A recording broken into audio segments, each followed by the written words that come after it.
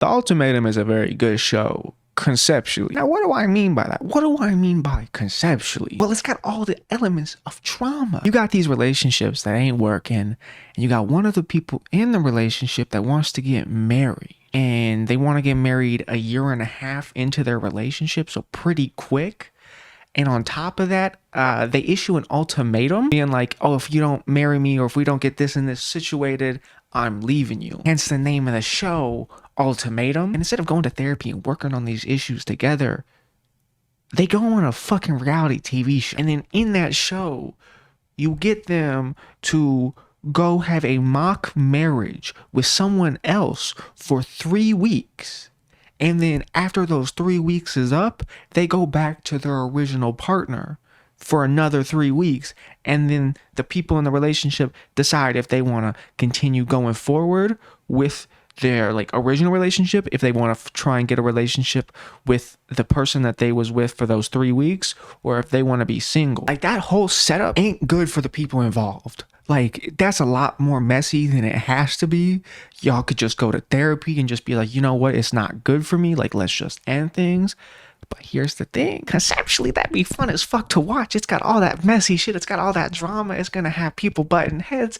That's going to be good as fuck. Except for the fact that the Ultimatum is allergic to fun. The show is so fucking boring, and it's literally the fault of the production team and the big wigs at Netflix. They felt like they had to make the episodes like 50 minutes, and it just didn't have the material to be stretched out to that length. So there's so much unnecessary drone shots and B-roll and royalty-free pop music. So all these good moments is like buried in between all that shit.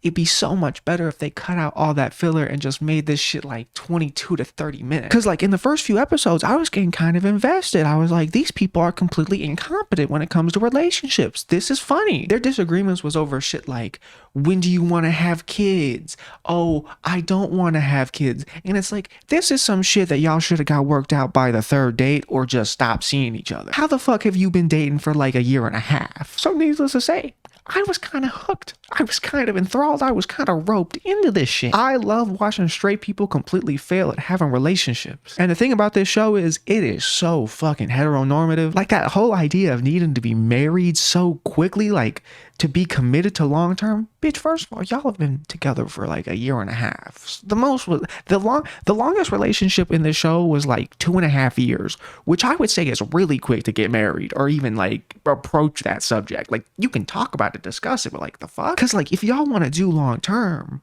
y'all can just do long term. You don't have to put this like commitment on it. Y'all can just live in the moment instead of adding all this stress from all these legal and financial things, institutions that make that shit so much harder. Because ultimately, like majority of relationships in your life, like romantic ones, is gonna fail. That's just how the cookie crumbles. But when you get fucking married and you get all this shit, it makes that process of splitting up so much harder and more painful and more stressful. Like y'all don't gotta do that. You just get a fucking civil union or something if you want the tax benefits. You know how I mentioned that those original couples would like split up for 3 weeks to go couple up with somebody else?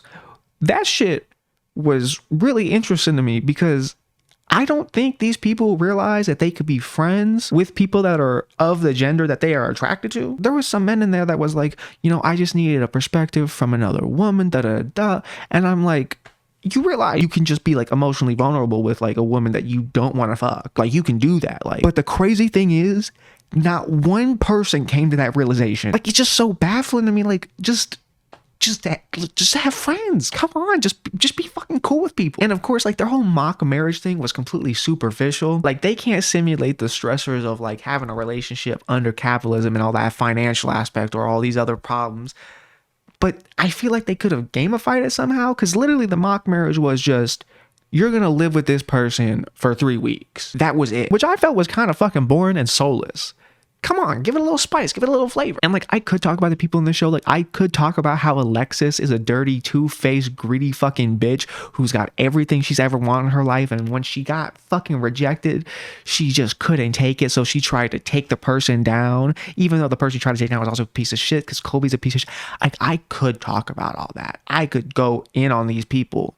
But let's be honest, a lot of other YouTubers is doing that. And also, and this is the real reason I'm not going to do it, I don't want to have to rewatch parts of this show. Like I said, it's not fun. So I'm gonna prioritize my mental health over making fun of strangers, you know what I mean? So given all of what I said, did I think the Ultimatum was enjoyable? Nah. The only reason I was able to finish this is because I played video games for the first 8 episodes. The show was just up in the background, and for the last 2 episodes, my best friend came over, and me and her just made fun of the show and the people on it.